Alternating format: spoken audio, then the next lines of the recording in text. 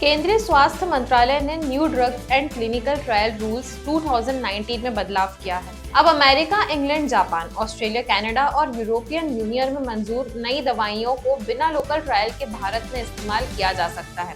इससे नई दवाइयों की लॉन्चिंग में तेजी आएगी और मरीजों को कम लागत में उपलब्ध होगी। आइए आज के इस रिपोर्ट में आपको बताते हैं कि new drugs and clinical trial rules 2019 में नियम 101 में बदलाव के बारे में। नमस्कार, मैं यशस्वी जोशी स्वागत करती हूँ आपका यूबीई न्यूज में, जहां हम न सिर्फ खबरें लाते हैं बल्कि उसका बारीक और सटीक विश्लेषण भी करते हैं। केंद्रीय स्वास्थ्य मंत्रालय ने new drugs and clinical trial rules 2019 के नियम 101 में बदलाव किया है।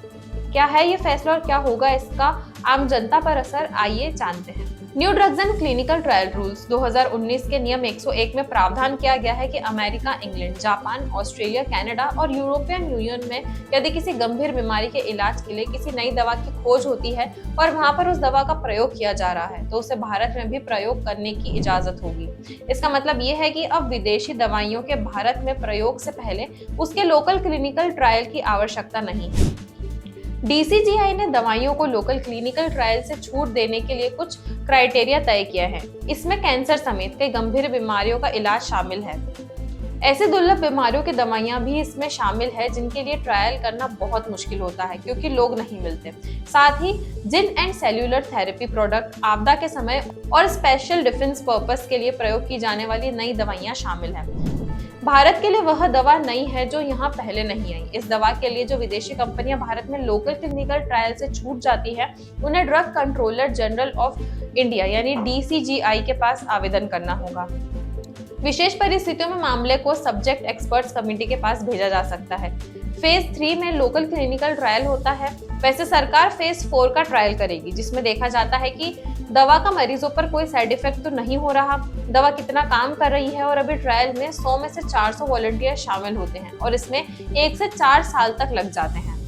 विशेषज्ञों का कहना है कि America, England, Australia, European union जैसे बाजारों में नई दवाओं को उतरने की मंजूरी गहन वैज्ञानिक छानबीन और क्लिनिकल ट्रायल्स के रेगुलेटरी रिव्यू के बाद ही मिलती है। ऐसे में भारत में लोकल क्लिनिकल ट्रायल दोहराने से नई दवाइयों की लॉन्चिंग कई वर्षों तक लटक जाती है। अगर पश्चिमी देशों के बाजारों की तुलना करें तो भारत में नई और नवीन चिकित्सा वाली दवाइयों की लॉन्चिंग में 5 से लेकर 20 वर्षों तक की देरी होती है और आमतौर पर 4 से 5 वर्ष तो लग ही जाते हैं।